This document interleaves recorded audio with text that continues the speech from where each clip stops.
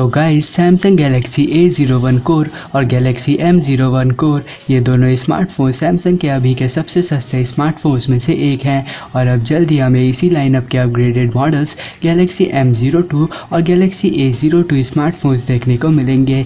इन दोनों डिवाइसेस को model number SM-A025F और SM-M025F मॉडल नंबर्स के साथ पिछले हफ्ते नॉर्वेजियन नैमको वेबसाइट पर स्पॉट किया गया था और अब इन दोनों स्मार्टफोन्स को ब्लूटूथ SIG सर्टिफिकेशन भी मिल चुका है, जिसका मतलब है कि जल्द ही हमें ये स्मार्टफोन्स लॉन्च होते हुए दिखेंगे। खास बात तो ये है कि इन दोनों मॉडल्स को सेम सर्टिफिकेशन डॉक्यूमेंट के अंडर लिस्ट किया गया है, जिससे अंदाज़ा लगाया जा सकता है कि शायद ये स्मार्टफोन्स अलग अलग मार्केट्स में अलग अलग नाम से हमें देखने को मिले।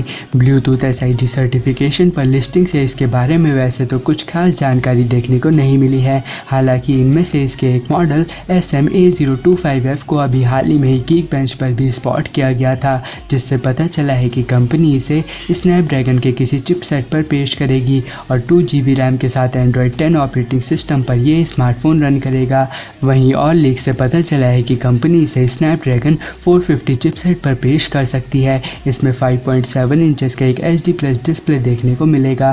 कैमरा सेक्शन की बात करें तो इसके बैक पैनल में डुअल रियर कैमरा सेटअप दिया जा सकता है, जिसमें 13 मेगापिक्सल का प्राइमरी सेंसर और इसके अलावा एक 2 मेगापिक्सल का डेप्थ सेंसर देखने को मिलेगा। वहीं फ्रंट की साइड 8 मेगापिक्सल का कैमरा इसमें दिया जा सकता है और पावर बैकअप के लिए 3500 mAh की बैटरी इसमें हमें देखने को मिलेगी।